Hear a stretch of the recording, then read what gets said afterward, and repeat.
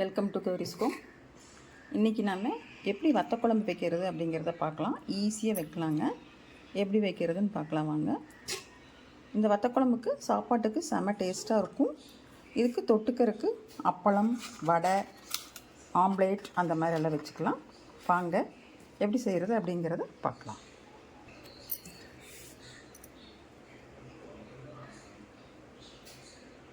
வத்த குழம்பு வைக்கிறதுக்கு முதல்ல ஒரு வடச்சட்டி வச்சுருக்கிறேன். அதில் கல்லெண்ணெய் ஊற்றிருக்கிறேன். கல்லெண்ணெய் நல்லெண்ணெய் எது வேணால் ஊற்றிக்கலாம். நான் கல்லெண்ணெய் ஊற்றிருக்கிறேன். இப்போ இதில் நம்ம எடுத்து வச்சுருக்கிற சுண்டை வத்தலை போட்டுக்கலாம். உங்களுக்கு எவ்வளோ தேவையோ எடுத்துக்கோங்க. எடுத்து நல்லா வதக்குங்க.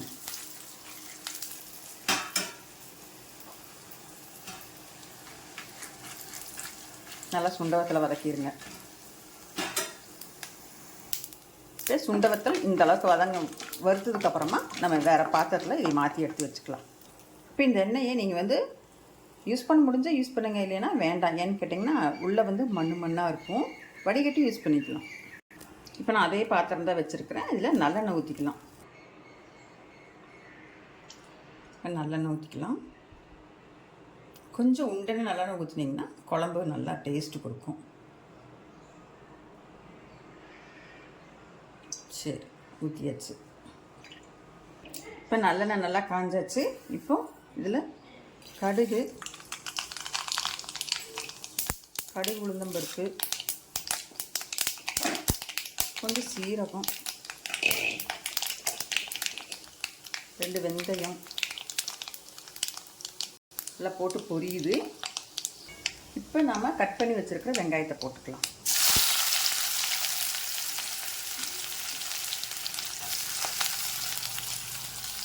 வெங்காயம் 4 பல்லு பூண்டு, பூண்டை கட் பண்ணி வச்சுருந்தேன். அது வெங்காயத்துக்குள்ளாரையே போயிடுச்சு.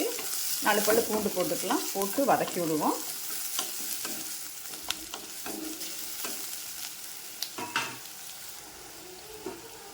வெங்காயம் நல்லா வதங்கட்டும்.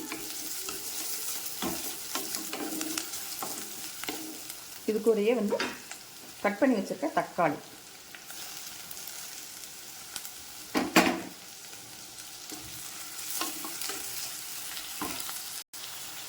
தக்காளி கூட கொஞ்சம் உப்பு போட்டுக்கலாம். அப்போ தானே நல்லா வேகும். நீங்கள் தக்காளியை அரைச்சும் ஊற்றிக்கலாம். இப்போ இது தக்காளியும் நல்லா வெங்காயமும் வேகட்டும்.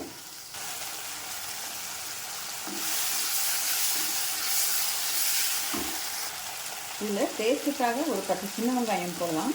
பெரிய வெங்காயம் தானே கட் பண்ணி போட்டுக்கிறோம். சின்ன வெங்காயம் போட்டுக்கலாம். வெந்துடும். பெரிய வெங்காயத்து கூடயே போட்டிருக்கலாம், நான் மறந்துட்டேன். சின்ன வெங்காயத்துக்கு கூட போட்டுக்கலாம். போட்டு வதக்கலாம். வெந்துடும். அதெல்லாம் அதையுமே சேர்த்து வதக்கலாம். இது கூட கருவேப்பிலையும் கொண்டு போட்டு அப்படியே வதக்குவோம்.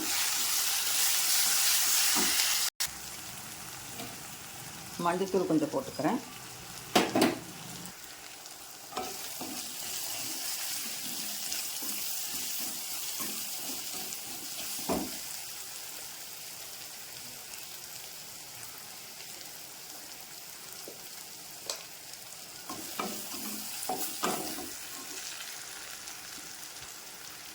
ரெண்டு ஸ்பூன் தனியாத்தூள் போட்டுக்கிறேன்.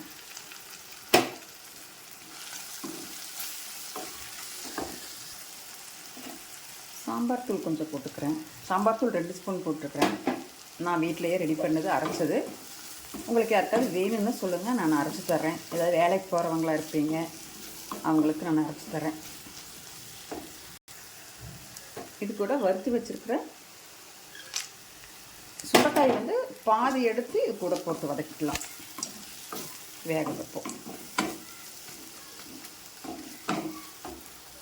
ஒரு எலுமிச்சம்பழச்சோடு புளி வச்சுருந்தேன். அதை வடிகட்டிட்டேன். வடிகட்டி ஊற்றி வச்சு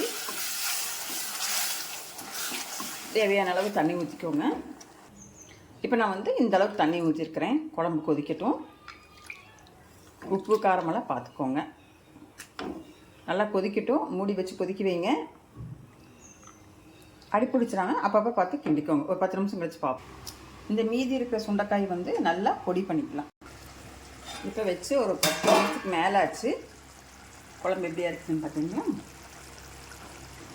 குழம்பு அப்படியும் எண்ணெய் விட்டு எண்ணெய் பிரிஞ்சு நிற்கிது இல்லையா, அவ்வளோதாங்க. வத்தக்குழம்பு இப்போது நமக்கு ரெடி ஆகிடுச்சு. சூப்பராக வத்தக்குழம்பு நமக்கு ரெடி ஆகிடுச்சு. இப்போது இதில் வந்து நீங்கள் வெல்லம் போட்டுக்கணுன்னா போட்டுக்கலாம். நான் போடலை. இப்போ வந்து நம்ம இடித்து வச்சுருக்கோம் இல்லையா, அந்த பொடி அதையும் நம்ம போட்டுக்கலாம். சுண்டக்காய் பொடி. இப்போது நமக்கு வத்தக்குழம்பு சூப்பராக ரெடி ஆயிடுச்சு. ஸ்டவ் ஆஃப் பண்ணியாச்சு.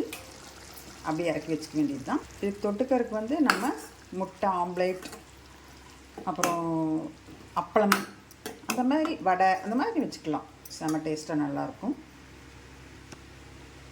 இந்த வீடியோ பிடிச்சிருந்ததுன்னா லைக் பண்ணுங்கள், ஷேர் பண்ணணுன்னு நினச்சிங்கன்னா ஷேர் பண்ணுங்கள். ஏதாவது சொல்லணுன்னா சொல்லுங்கள். கௌரிஸ் குடும்பம் சேனலை சப்ஸ்கிரைப் பண்ணிவிட்டு பாருங்கள்.